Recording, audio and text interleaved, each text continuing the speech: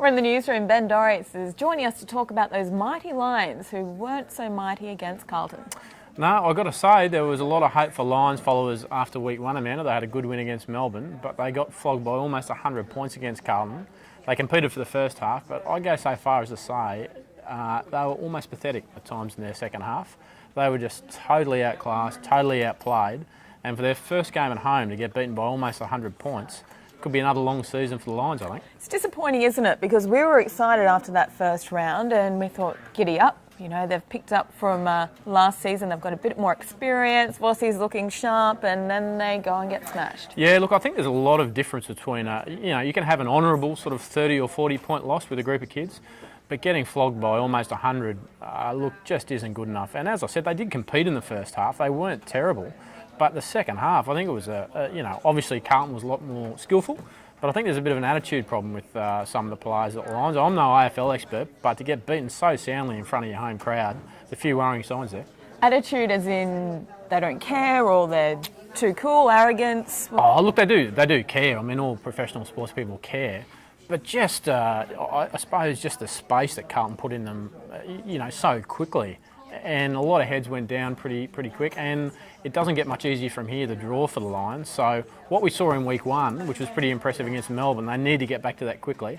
Otherwise, if they turn on another performance like they did against Carlton, I think a few fans are going to be turning off pretty quickly. Absolutely. And what do you make of Simon Black being mic'd up during the game? Yeah, look, I think it was good. I think any innovations in sports, bringing the fans closer to the players, we've seen that in cricket in the Big Bash, and a few other sports, soccer. I think we've seen a few coaches mic'd up. I reckon it's terrific.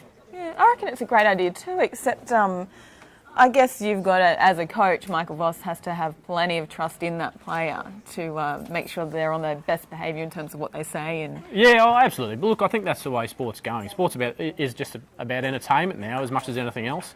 And I reckon it's terrific. Now, something else that's terrific, young lady, the golden slipper. All right, tell me more. Tell me more. If I had some cash, I'd be a punter. Well, I'm in the same boat, I've got to say. But look, I think it's one of the greatest days of Australian racing. The 2-year-olds going around Rose Hill. The favourite this year is a horse called Samaredi at $2.80. It won't be getting my money. I like a horse called Raceway. It's $13 bit of odds.